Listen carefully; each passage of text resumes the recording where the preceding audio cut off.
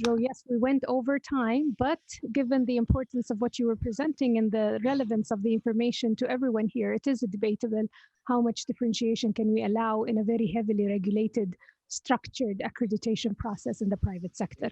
Now, I thank all our esteemed speakers for the very informative information that we've received today, and I also thank the viewers for their valuable input and their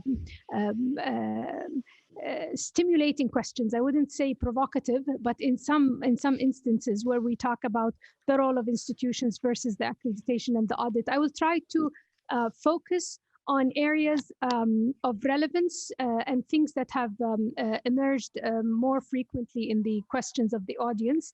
I will throw 3 main points, and then I'll ask every speaker to comment for a minute to a minute and a half. A common theme in the questions is how do we find the balance between education and the job market? What are the expectations? And one of the viewers asked, are we shifting to an era of over-assessment and standardized tests? And how can we enhance the e-learning standards after what we've learned in the COVID era? And also Pedro spoke about how the focus of accreditation is always has been on undergraduate programs. How do we accredit, or how do we monitor the learning and learning outcomes in graduate programs outside just the research component? What is the role of professional involvement in accreditation? So if I may start with Dr. Van Damme. Dr. Van Damme, let's begin with you. A minute and a half. If you can keep it to less than 2 minutes, I'd really appreciate it. Yeah, I think I will have to choose between these interesting topics. Let me focus first on the education versus labor market issue. I think that's a really important discussion because among policymakers, and certainly also in the OECD, I see a little bit of an overemphasizing of the labor market demands in terms of skills, and the focus that they put on higher education as just a preparation for the labor market. I think this is not entirely accurate, although I understand it. I think universities have to listen carefully to what the labor market requires, the different signals that employers are sending, but universities also have their own mission. They have a broader, more holistic mission than just preparing for the skills that the labor market requires. So education is also to be seen as something which is constructing societies in a very general sense. So through education in universities, we are preparing the society of the future. We are not just there to meet demands of the external world. That would be my first reaction on the first question. On the second point, the over-assessment issue, I see that. I think this is a risk that is mentioned, but I think there are many inappropriate kinds of assessment.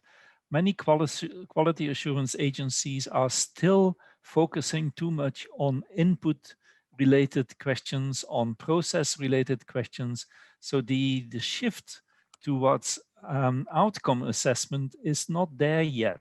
And that means that quality assurance agencies and accreditation agencies are actually doing too much and imposing too much burden on higher education institutions. I think we collectively should benefit much more from concentrating our efforts on what really matters. And for me, that's outcomes assessment.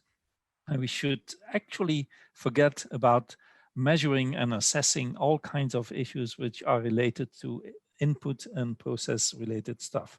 But that's a very short and maybe controversial answer to those two questions. And I will add to this answer, performance task assessment. Yeah. Yes, wonderful. Dr. Al-Khrayef, we can hear your input on that. Thank you very much, Your Excellency, the head of the session. As for the conformity between the needs of the labor market and what is provided for the university education, we need to know, are universities just to provide cadres for the labor market, or do universities have other roles to be provided by other countries, or the making of the future, which is very important to consider while conforming the needs of the labor market to the academic outputs of universities. So we need to confirm the idea that countries, especially Saudi Arabia, finance some universities, 28 public universities, which is very important to know as a main driver, not only for universities to provide the cadres for the labor market, but also to provide the outcomes of the university in a way that will not limit themselves to minor challenges. We need universities to contribute to the vision of Saudi Arabia. This is for the first part. As for the second part, which is working in measuring and evaluation too much, this is a dilemma. But if we change our approach so that our goal is not evaluation, but our goal should be improving, and in the future, for example, the exit exam, the main goal of exit exam is not to assess the faculty members or the outcomes of the university for students, males and females, but the main goal should be to identify the weakness points and the strength points. And we need to focus on the rooms for improvement in the future. Thank you. Professor Ciolfi, we can hear your view on that. Yeah, very rapidly. About the balance between education and job market, I have to agree with Dirk by the fact that what are the job market needs.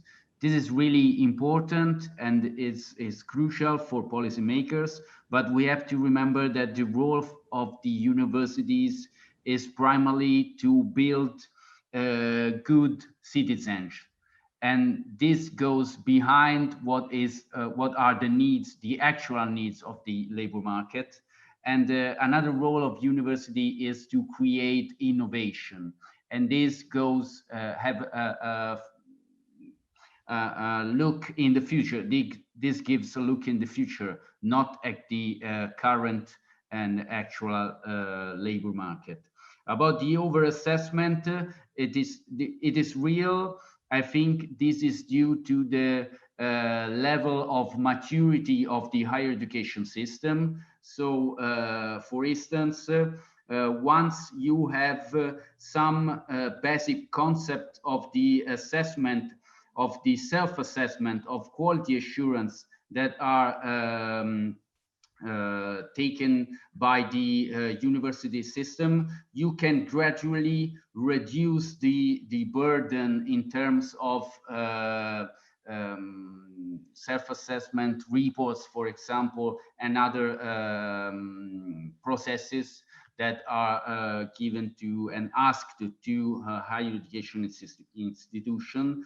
And this could be also, on the other hand, done by building integrated databases.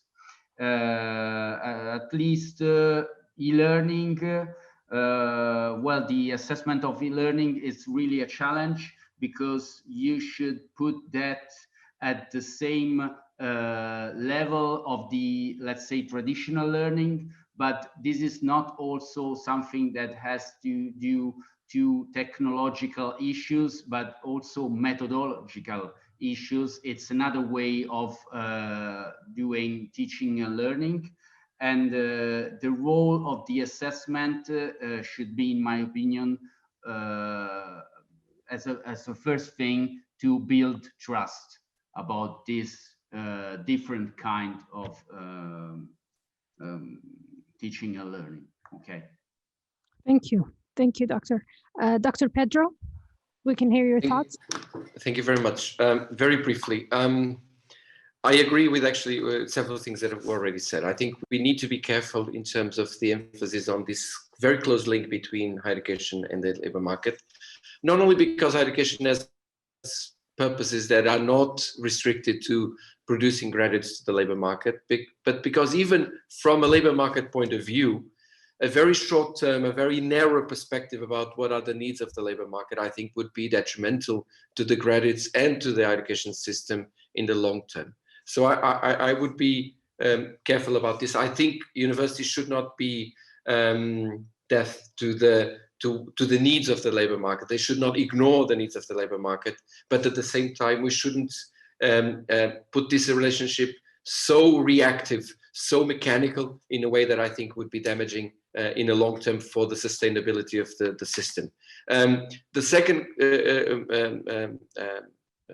quick note that I would emphasize is that in this articulation between the labor market and the higher education system, we should also allow for diversity. We should allow for institutions that want to have a strong academic profile and others that have a stronger professional profile. What I think is important from a quality perspective is that you assess institutions on the basis that what they say they want to do. And if they say that they want to develop good quality programs with a strong academic orientation, that they are assessed on that, from that perspective. If they say they want to be good in terms of training professionals and have a stronger vocational orientation, then we assess them in terms of what are the good benchmarks in that respect. And I think that is relevant. Third quick note, as Alberto was saying, I think one of the major purposes of quality assurance is to build trust, and to build trust within the system and also in the relationship between the system and society. And I would say that this trust is also very important the more you move into different cycles of evaluation. So you don't want to control the institutions, because the capacity to control institutions by going there every 5 years or every 6 years or every 4 years is very limited. You want institutions really to take this as their responsibility, in a sense to create what we often call a quality culture. And the final remark about graduate evaluation. I think we need also to be prepared that the more we expand graduate education, also the profile of graduate education will diversify. We will not be having graduate programs just to train future academics, future researchers, as traditionally happens. But the more we expand graduate education, we need to train doctors, for instance, to go to the business sector, to go to industry, to go to the public sector and qualify those sectors. That means that the degree of competencies, the criteria, the panels, the process of evaluation also need to internalize this diversity in terms of graduate education, the multiple profiles of graduate education. Thank you. Thank you. And I think this touches on the context specific and the involvement of the professional bodies that Dr. Sohail has spoken about. Can you allude to this, Dr. Sohail, and comment on the three questions? Sure, thank you. It's a very interesting question.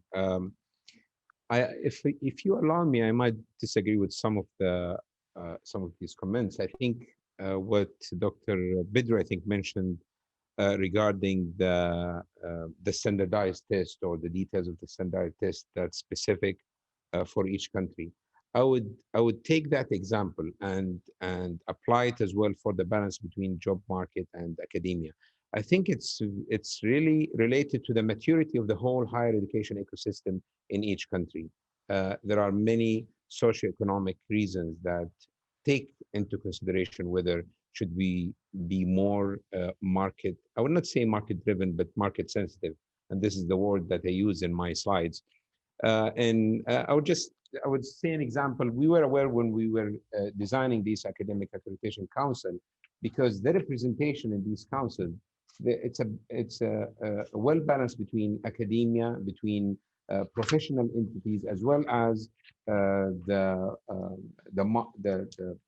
market representative from public or private entities. So it's not yes or no. It's not either fully to be market driven, but the market sensitivity, and really to make sure, as Dr. Abdulrahman mentioned, is if all of our universities they are not, I would say, the return of investment of all of the investment that the government is providing.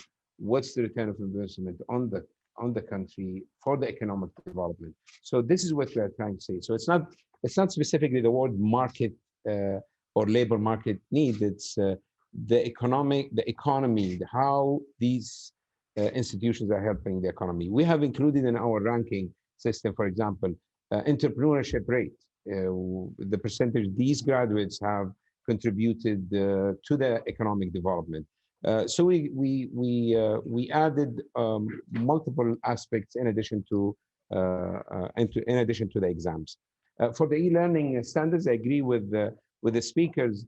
When we reviewed our accreditation standards, we noticed that, and we did benchmarking in many countries, the entities who are doing the quality assurance of traditional training and e-learning training, they're the same. They're the same entities. What we have here as an extra layer, which is unique in the kingdom, we have this national e-learning center. So they will do the licensing, but the quality assurance we will manage these exactly how we are dealing with the quality assurance in other traditional programs. Wonderful. Doctor, today I would like to thank the Education and Training Evaluation Commission for giving us this opportunity to learn not only about the transformation and the policy reform in higher education here in Saudi Arabia. Clearly, there is a strategy, national-wide strategy, and there is an alignment between the Ministry of Education and the National Accreditation Agency here in Saudi Arabia, focused on the outcomes. We've also listened to wonderful experiences from the OECD that presented an international study and a new tool that I see as a disruptive innovation in the process of accreditation, and I hopefully see a wider application of this tool to allow for comparability. I know it's context specific, but it can be used to inform decision-making in the future. We've also heard the wonderful experience from Italy. It's not mandated, it's not a legislation, yet we see the pattern of increased participation across institutions and students in Italy, which shows the value and the social value of the accreditation. We've also heard from Dr. Pedro the differentiation and the importance and relevance of accreditation in the private sector and how we can evolve from there, and some of the very important questions that needs to be addressed. Last but not least, I think the constant question that's always in the minds of academics, officials, ministries, legislators: how can the data driven or gathered through the accreditation processes be used to improve students' learning and program learning outcomes? I think this is the $100 million or billion dollar question that really needs to be addressed. We always, as Dr. Van Damme spoken about the process, and where we were always focused on the process and the processes and the forms and the generics. Now we're driven to the outcomes with such plethora of data. If I can get 30 seconds, final thought, your message to academics, legislators, universities, accreditation entities, ministries, how can we use this data to drive learning outcomes in academia? Doctor, I'll start with Dr. Van Damme.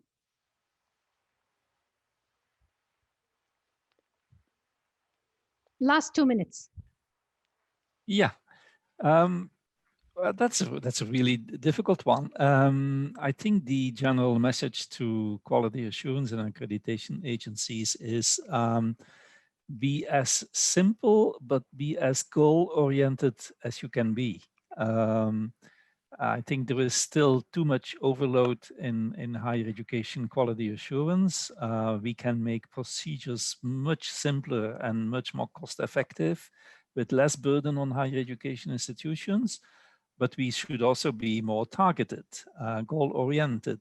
And for me, the move towards outcome-based assessment is still too hesitant. We should move much more quickly into the kind of procedures, and I'm giving only one example, but there are probably other approaches. I don't claim to have the monopoly, but let's say this society, the outside world, the students are interested in assessing what actually the contribution is of higher education to their skills development. And let's focus quality assurance on that. Thank you. Dr. Sohail? Yes, as I mentioned in my slide, the 30 quality, seconds. the quality 4.0, we actually started. We started this with the help of the digital transformation department, and we have in mind like the API to have direct connection with the universities to provide the data automatically if they don't like to fill forms. So this will be automatic provision of data. Otherwise, we'll do the traditional way. But I think we're getting there. We have that planned in a time frame, inshallah. Thank you. Dr. Ciolfi? Yes, very briefly about data. I think the keyword is, one of the keywords is transparency. There's a need to, of course, collect data from different aspects, and so have an holistic view of what higher education is doing and how they are performing. But it's important to share them, communicate. Why are you doing something? Why are you assessing that thing or another thing? So this is really what makes and builds trust between all the stakeholders in the higher education system. Thank you. Dr. Pedro? Yeah, I basically agree with what I said. I'll just emphasize one thing. I think one of from the experience that I have with many universities and many systems is that I think there is a very strong emphasis nowadays in collecting a lot of data, but there is an insufficient attention and reflection about those data and the implication, both at the system level and at the institutional level. I would say that it's important, of course, to have data. I think it's important that decisions are based on data, but maybe we should emphasize less a very exhaustive collection of data and spend more time trying to understand what these data are telling us about the system and about the institution, and then to act in a consequential way according to that data. And I think that link between data collection and management and data collection and strategy, I think, is missing in many institutions and in many systems. And I think we should emphasize more this rather than having a proliferation of data that at the end is hardly useful, and that I think distracts the attention of the institutions and the systems. Thank you very much. Last but not least, Dr. Al-Khrayef. Thank you very much. We now live in an era of technology, and the technology of preserving information and the availability of information is huge, and this may affect quality directly. So I say that today, with the complementation of an integration of devices used for educational services or devices used for monitoring and inspection, or other devices that are used in evaluation. So sharing data is important for taking decisions that are based on evidence. The most important challenge that we face in terms of sharing and using data as tools for quality is the quality of data itself. So we need to focus on the quality of data in order to have evidence-based decisions. Thank you very much.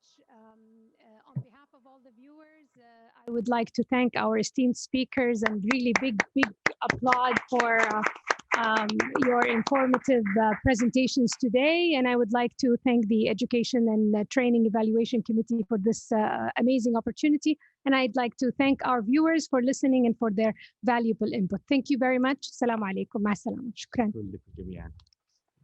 شكرا معاليكم. Thank you, Your Excellency.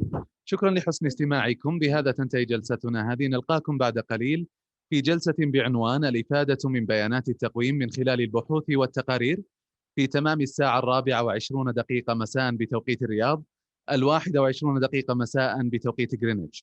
Thank you for your participation. We conclude this session, and we will meet you again after a short break at 4:20 p.m. Riyadh time, 1:20 p.m. Greenwich time, for a session titled Assessment Data for Research and Reporting.